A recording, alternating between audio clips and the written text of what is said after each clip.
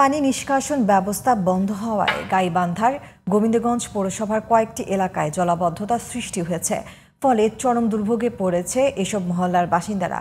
তবে জলাবদ্ধতা নিরসনে প্রয়োজনীয় ব্যবস্থা নেওয়ার কথা জানিয়েছে পৌরসভা কর্তৃপক্ষ। গাইবান্ধা প্রতিনিধি গোপাল মোহন্তের রিপোর্টে বিস্তারিত জানাচ্ছেন জুবাইর রহমান।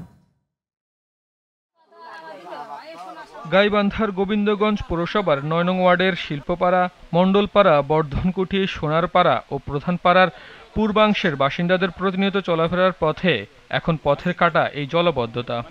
বর্ষা মৌসুমে বৃষ্টি হলেই রাস্তাঘাট ও বসতবাড়িতে পানি ওঠায় চরম দুর্ভোগ পোহাতে হচ্ছে মহল্লাবাসীকে। দীর্ঘদিন ধরে জলাবদ্ধতার কারণে জমির ফসল আবাদ করতে পারছেন না স্থানীয় কৃষকরা।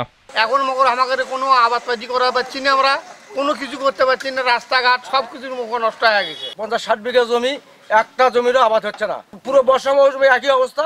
এতে পানি সামনে মুড়ে বন্ধ করে দিয়েছে পুলের ওখানে, এতে পানি আর যাচ্ছে না। পানির জানে আমরা জমি গাড়ি পাচ্ছি না। আর এখান থেকে পানি নামে ছিল সেই আমল থেকে, পাকিস্তান না পিরিয়ড থেকে, সেখানে পানি বন্ধ করে দিতে আমাদের।